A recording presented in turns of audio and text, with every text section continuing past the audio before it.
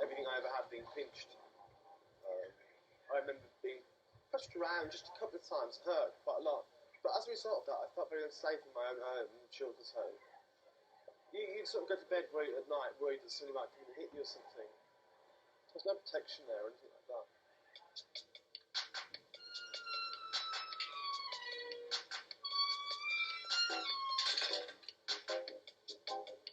I went away from care first when I was 13, but I spent most of my time on the run when I was in my 14th and 15th years.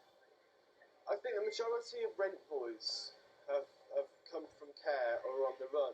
That's not to say the majority of young people in care go on the game. It's just to say that the majority of people are on the game, young people that lived in child prostitutes who lived in care are on the run. Because it's the only way of surviving. If you run away, it's like being an illegal immigrant. You just can't get by without money, obviously, to buy food and stuff. You can't earn it any other way because you're illegally on the run. You haven't got any papers or anything. I got beaten and raped once. Obviously it wasn't a very nice thing to do, and the risk, it seemed to me that I felt safer out there than the inside care, so the risk was, I'm not quite sure how deep the physical abuse goes, but I'm quite sure that mental torture goes very deep indeed. Yeah. Right, thank you. Bye-bye.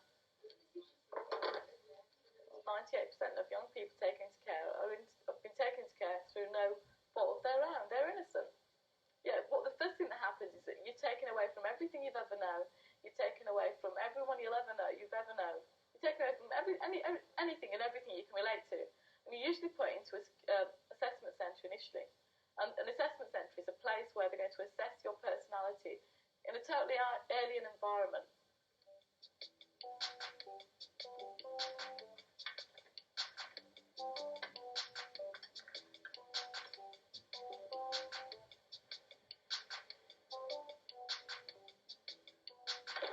Because you've continually been moved around and you're never given any sort of supportive figure, long-term supportive figure, your sort of trust in others becomes really, really weak and feeble.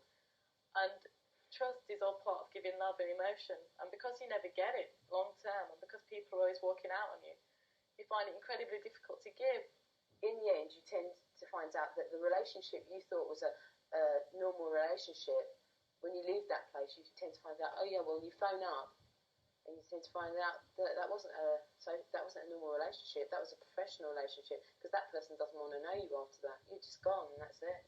And I know of homes where the girls will go out prostituting at night, come back, and the staff won't even know or won't even care. And even if they do know that they've been out shoplifting, or they do know they have been on drugs, they choose to ignore it. I just this minute got in actually. How are you fixed to popping over for a chat and a conversation? You still okay? Basic things, having no rights, having to go to bed at like 9 o'clock, at night and things like that.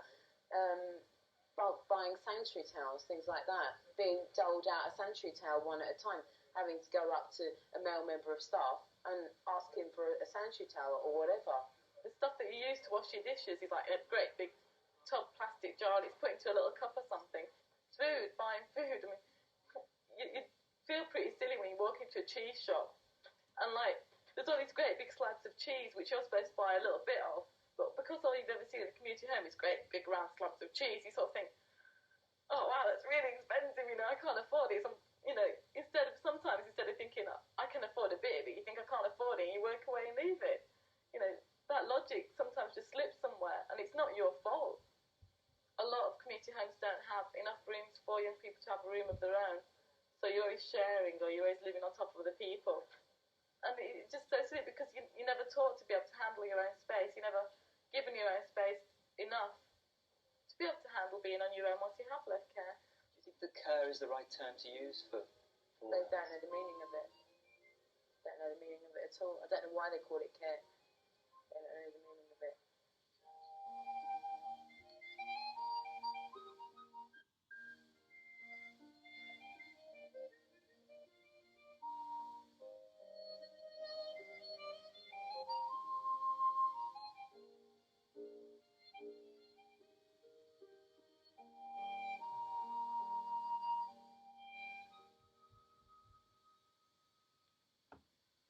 Those are just some of the problems affecting young people in care. Over the next few weeks on Network 7, we're going to be taking a look at other dangers that they can face. Coming up in a minute is an address on the screen. And we'd like anybody who's got problems living in residential care homes or who's had to run away to find somewhere to live on the streets to get in touch with us. If you'd like to tell us about your experiences, just write to that address, and all your letters will be treated in strictest confidence.